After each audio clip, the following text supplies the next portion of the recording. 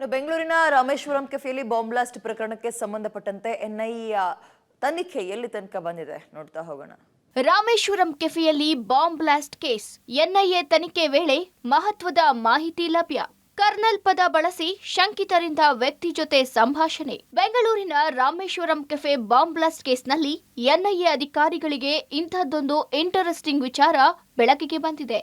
ಕಳೆದ 1 ತಿಂಗಳಿನಿಂದ ತನಿಖೆ ನಡೆಸಿದ ಅಧಿಕಾರಿಗಳು ಮೊದಲ ಆರೋಪಿಯಾಗಿ ಮುಜಾಮಿಲ್ ಶರೀಫ್ನನ್ನ ಬಂಧಿಸಿದ್ರು.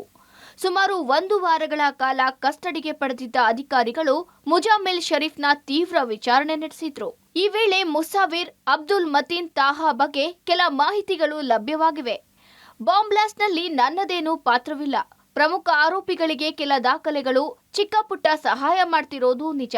ಆದ್ರೆ ಮುಸಾವಿರ್ ಮತ್ತು ಮತೀನ್ ಹೊರತುಪಡಿಸಿ ಬೇರ್ಯಾರೂ ನಂಗೆ ನೇರ ಭೇಟಿಯಾಗಿಲ್ಲ ಅಂದಿದ್ದಾನೆ. ಶಂಕಿತರ ಜೊತೆಗೆ ಕೆಲ ಅಪರಿಚಿತರು ಇರೋದನ್ನು ನೋಡಿದ್ದೆ. ಅವರೆಲ್ಲ ಕೆಲ ಆಪ್ಗಳ ಮೂಲಕ ಸಂಭಾಷಣೆ ನಡೆಸ್ತಾರೆ.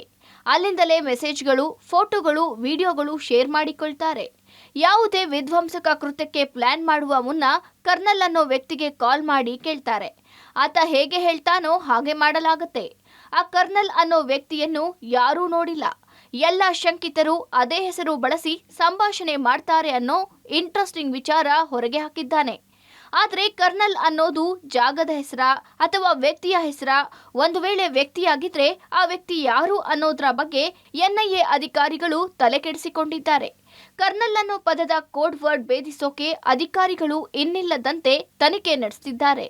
ಇದೇ ವೇಳೆ ಪ್ರಮುಖ ಶಂಕಿತ ಮುಸಾವಿರ್, ಮಹೀದ್ ತಾಹಾ ಪತ್ತೆಗಾಗಿ ತೀವ್ರ ಹುಡುಕಾಟ ನಡೆಸಿದ್ರು. ಆ ಇಬ್ಬರ ಬಂಧನದಿಂದಷ್ಟೇ ಈ ಬಗ್ಗೆ ಮತ್ತಷ್ಟು ಮಾಹಿತಿ ಲಭ್ಯವಾಗಬೇಕಿದೆ.